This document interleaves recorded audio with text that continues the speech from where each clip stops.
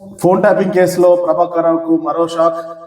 Phone tapping కేసులో కీలక పరిణామం చోటు చేసుకుంది. స్పెషల్ ఐబీ మాజీ చీఫ్ ఈ కేసులో ప్రధాన నిందితుడు ప్రభాకర్ రావుకు షాక్ తగిలింది. దర్యాప్తుకు సహకరించాల్సిందేనని సుప్రీంకోర్టు మరోసారి స్పష్టం చేస్తూ ఆయన కస్టడీని వారం రోజులు పొడిగిస్తూ సుప్రీంకోర్టు ఉత్తర్వులు జారీ చేసింది.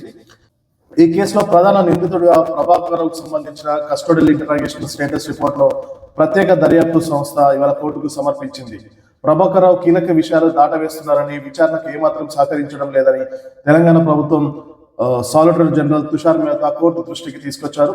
ఈ తరుణంలో ఆయన మరిన్ని రోజులు విచారణ జరపాల్సి ఉందని, కస్టడీ పొడిగించాలని మరో న్యాయవాది సిద్ధార్థ లూత్రా కూడా విజ్ఞప్తి చేశారు.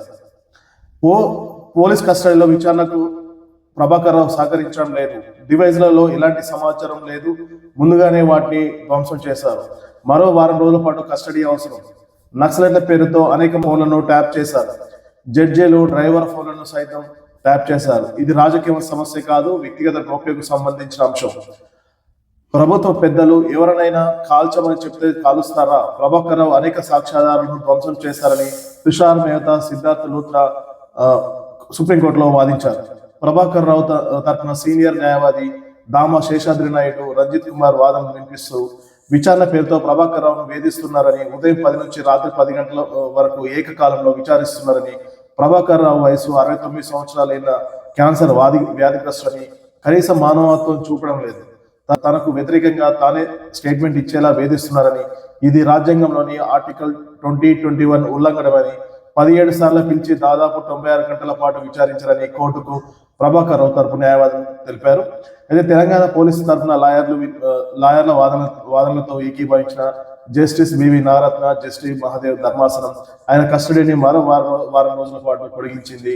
ఆ మరుసటి రోజు ఆయన్ని విడుదల చేయాలని సిట్ ను ఆదేశించింది. అదే సమయంలో తదుపరి విచారణ దాకా ప్రభాకర్ రావు విషయంలో ఎలాంటి తొందరపాటు చర్యలు, అరెస్టు, థర్డ్ డిగ్రీ లాంటి చర్యలు తీసుకోవద్దని సిట్ కు స్పష్టం చేసింది. ఫోన్ ట్యాపింగ్ కేసుకు తదుపరి విచారణ జనవరి 16కు వాయిదా వేసింది. ఇది ఇలా ఉంటే ఫోన్ ట్యాపింగ్ కేసులో ప్రభాకర్ రావు ప్రధాన నిందితుడిగా ఉన్నారు. అయితే ముందస్తు బెయిల్ను తిరస్కరిస్తూనే అరెస్ట్ నుంచి ఇంతకాలం ఊరట ఇచ్చిన మధ్యంతర ఉత్తర్వులను సుప్రీంకోర్టు డిసెంబర్ 11వ తేదీన తీసింది. ఆయన తక్షణమే సిట్ ఎదుట లొంగిపోవాలని ఆదేశించింది. వారం పాటు ఆయన కస్టడీలోకి తీసుకుని విచారించాలని, ఆ సమయంలో థర్డ్ డిగ్రీ భౌతిక దాడులు చేయొద్దనేసి సుప్రీంకోర్టు వెల్లడించింది. విచారణ వివరాలను తనకు నివేదిక రూపంలో కోర్టుకు సమర్పించాలని కూడా సిట్కు సూచించింది. వారం రోజుల పాటు కస్టడీలో విచారణ ముగియడంతో శుక్రవారం ఆ నివేదికను కోర్టుకు సమర్పించింది సిట్. అయితే విచారణలో ఆధారాలను ముందుంచి ప్రశ్నించినా కూడా ఆయన నోరు మెదపడం లేదని తెలుస్తుంది.